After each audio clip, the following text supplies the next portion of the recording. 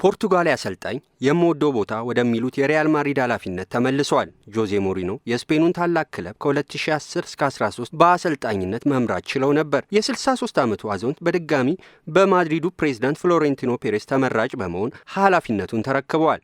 ሎስ ብላንኮቹ 25-26 ውድድር ዘመንን ያለ ዋንጫ ማጠናቀቃቸው ሞሪኖ በቀጣይ በሳንቲያጎ በርናባው ትልቅ የቤት ስራ እንደሚጠብቃቸው ማሳያ ነው። ማድሪድ ባለፉት ሁለት የውድድር ዘመናት የላሊጋውን ዋንጫ በምንጊዜውም ተቀናቃኙ የሃንስ ፍሊክ ባርሴሎና ተነጥቋል። በተጠናቀቀ የውድድር ዓመት በሜዳና ከሜዳ ውጭም ከባድ ሊባል በሚችል ቀውስ ውስጥ ገብተው አሳልፈዋል። ስኬታማ መሆን ያልቻሉ የቀድሞ ኮከባቸው ዣቪ አሎንሶ ሹመት፣ የኦሬሊያን ሹዋሜኒና ፌዴሪኮ ቫልቬርዴ የልምምድ ሜዳ ላይ ግጭት ዋነኞቹ የክለቡ ፈተናዎች ነበሩ። ሞሪኒዮ በሁለተኛው ዙር የክለቡ ቆይታቸው የቡድኑን መልበሻ ክፍል ጤናማ የማድረግ የተከላካይ ክፍሉን ይበልጥ ጠንካራና ዲሲፕሊንድ በዝውውር መስኮቱ ላይ በንቃት መሳተፍ ከሚጠብቋቸው ስራዎች መካከል ዋነኞቹ ናቸው።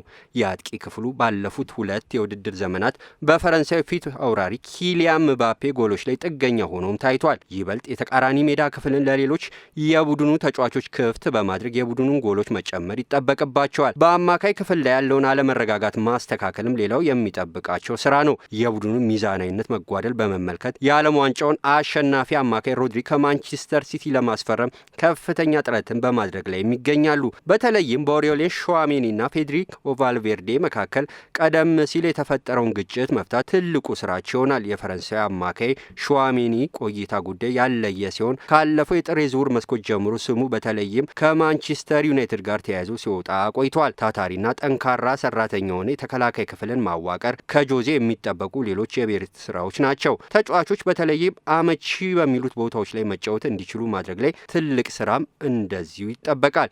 የማድሪዱ ፕሬዝዳንት ፍሎሬንቲኖ ፔሬዝ በተጫዋቾች ግዢና አሰላለፍ ምርጫ ላይ እጃቸው ረጅም የሆነ ቢሆንም ከሞሪኒዮ ጋር ያላቸው የረጅም ዓመታት ጤናማ ግንኙነት በዚህ በኩል ክለቡ ችግር እንዳይገጥመው ሊረዳ ይችላል። ማድሪድ አሁንም ድረስ በቀኝ የኋላ ተከላካይ ቦታ ዳኒ ካርቫል ከለቀቀ በኋላ ትሬንት አሌክሳንደር አርኖልድን ቢያመጣም በሚፈለገው መልኩ ልዩነት መፍጠር አለመቻሉን ተከትሎ ተፎካካሪ የሚሆን ተጫዋች ይፈልጋል። ጆዜ ሞሪኖ በክለቡ የ4-2-3-1 ያጫወት መንገድ ለመጠቀም ማቀዳቸው ተነግሯል። አሰልጣኙ በርካታ የክለቡን ተጫዋቾች በእቅዳቸው ውስጥ እንደማይፈልጉም ቀደም ብሎ አስታውቀው ነበር። ከነዚህም መካከል ኤድዋርዶ ካማቪንጋ፣ አልቫሮ ካሬራስ፣ ፌርላንድ ሜንዲና ፍራንክ ጋርሻ እንደዚሁም ራውል አሴንሲዮ በአሰልጣኝ ጆዜ ሞሪኖ እቅድ ውስጥ የሌሉ መሆናቸው ቀደም ብሎ ተገልጿል። በሌላ በኩል ፌዴሪኮ ቫልቬርዴና ግብ ጠባቂው አንድሬ ሉኒንን በክለቡ እንደሚቆዩ ተረጋግጧል። አሰልጣኝ ጆዜ ሞሪኖ ሪያል ማድሪድ ኢንዞ ፈርናንዴዝን እንዲያስፈርምላቸውም ቀደም ብለው ገልጸው እንደነበር አይዘነጋም። ለክለቡ ቅርብ የሆኑ ምንጮች ሪያል ማድሪድ ወደ ቅድመ ውድድር ዘመን ዝግጅት ጨዋታዎች ቢገባም አሁንም ድረስ በቡድን ግንባታ ስራ ላይ ትልቅ ስራ ላይ እንደሚገኝ ተነግሯል። ኢብራሂማ ኮናቴ በነጻ ዝውውር ከሊቨርፑል እና ዴንዘል ዴምፍራይስ ከኢንተር ሚላን ፊርማቸውን ለማድሪድ ከወዲያ ያኖሩ ተጫዋቾች ናቸው።